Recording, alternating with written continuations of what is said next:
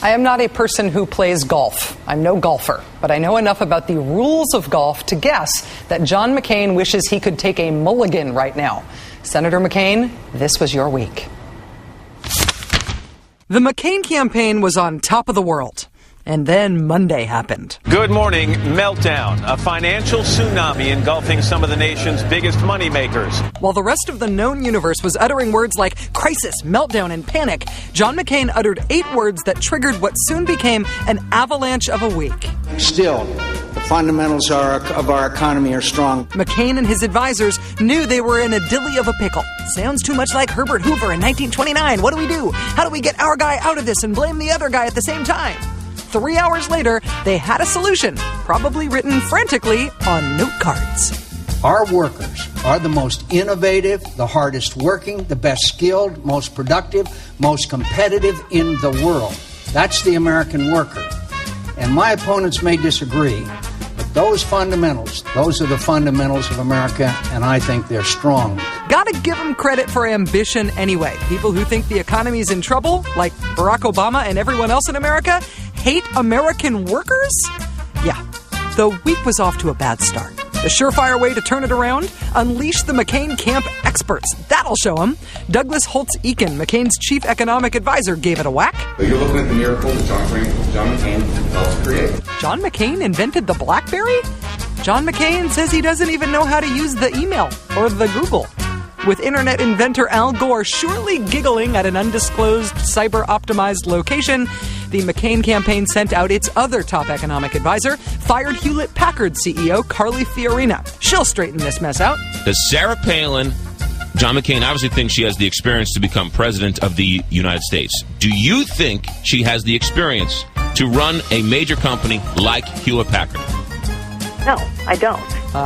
Carly, you want to take another stab at that one? I don't think John McCain could run a major corporation. Ooh. Shortly after that effort, the McCain camp announced Carly Fiorina was going to, quote, disappear for a while. Ta-da!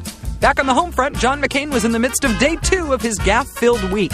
Take, for instance, his attempts to discuss the Securities Investor Protection Corporation, the SIPC. Okay, now you try, Senator McCain. I pledge that the FDIC and the SBIC will have all the support they need. I'm sorry, did you just say SPIC? We've got the SEC, the CFTC, the FDIC, and the SBIC. Oh, that is so unfortunate on so many levels. By Wednesday, things were just getting weird. McCain was selling his drill baby drill plan with an environmental twist. There's fish everywhere. The fish love to be around those rigs. With McCain already twisted into the verbal equivalent of an M.C. Escher lithograph, he performed a miraculous change of heart about the bailout plan for troubled insurance giant AIG, opposing it on NBC's The Today Show on Tuesday, then supporting it on ABC's Good Morning America on Wednesday. Perhaps the senator is unaware that those shows are recorded. Having barely politically survived Wednesday, McCain tried Thursday on for size. His big, bold idea for a blue ribbon commission to study the economy having died faster than a diet pledge at a state fair, Senator McCain tried out a new line. The chairman of the SEC serves at the appointment of the president, and in my view, has betrayed the public trust. If I were president today, I would fire him. Well, he's a man of words about actions. Except no president can take the action of firing the SEC chairman, that doggone Constitution and its anti-tough talk rules. The whole thing almost made Sarah Palin look like the rational half of the Republican ticket. So much so that she attempted to turn that whole who's the running mate thing upside down. That's exactly what we're going to do in a Palin and McCain administration. Which brings us to today, to Friday, which brought yet another McCain gaffe on the economy. As he attempted to deliver his fire the SEC guy line again, he fell just short of his intended target. That's why I believe that the chairman of the FEC should resign. That's right, FEC Chairman Donald McGahn, you're next. Your crime? Heading a commission with letters so close to that darn SEC. There is good news tonight, though, a silver lining for the McCain campaign. This week is officially over, except for Saturday and Sunday. I'd like to welcome Anna Marie Cox, who's the Washington editor for RadarOnline.com and a contributor to Time Magazine. Anna, thanks for spending some of your Friday night with us. It's really good to be here, and I just want to say congratulations, Rachel, on how well the show is doing. And I just, as a viewer, really appreciate having an alternative to all the wrinkly old men and fembots that are on the other channels. Although I have been out with McCain, so I've seen a lot of both of those types. You know, lately. I think in my own mind, I am a wrinkly old man, so it's you look like a fembot to me. Oh, thank you. I think, yeah, okay. Well, my standards are different. So. Very good. You saw in the tape there and the stuff that we collected over the course of this week from the campaign trail. This just seemed like a horrendous week for McCain. I mean, at least from the studio in which I'm sitting here in New York, looking at the tapes, it just felt bad. I know that you were traveling with him this week. Did it seem bad out there, too? Oh, yeah. You know, there are some things that the bubble will protect you from, but the sort of the sloshing of flop sweat tends to work its way inside. So, yeah, no, I think the traveling press noticed that things were not going well. I think that today, maybe they felt a little bit better about today than you did. I think that the weekend started so bad. There was kind of no way for it to get... It hit bottom and stayed at bottom and then maybe crept up just a little bit. Do they seem mad? Do they seem energized? Do they seem demoralized? Oh, they are energized by their anger. That is what I would say. It's a very...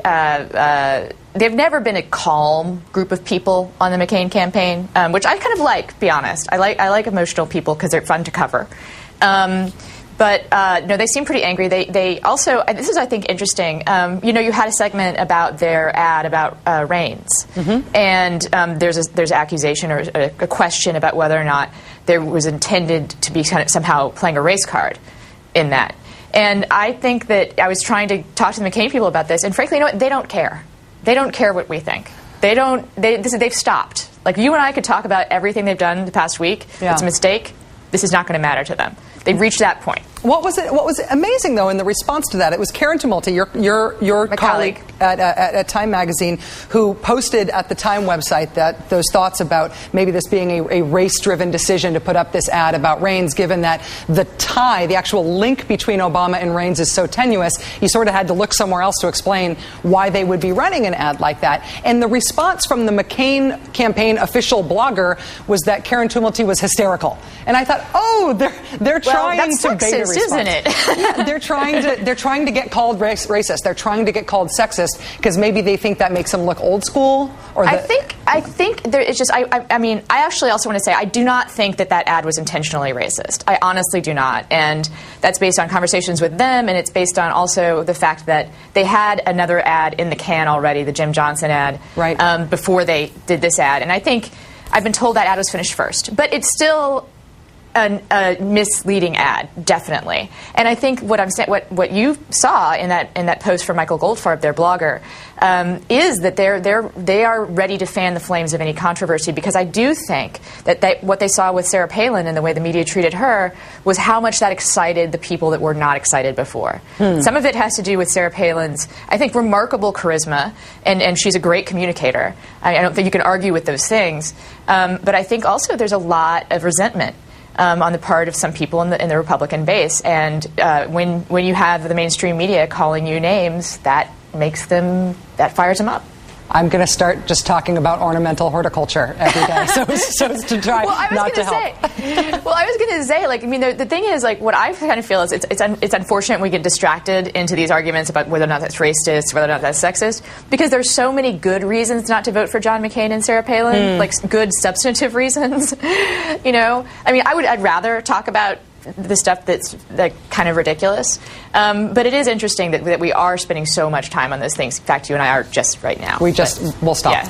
Yeah. Thanks. All right. Thanks for joining us. Anna Marie Cox joining us today from Washington. Appreciate it. Hey, thank you.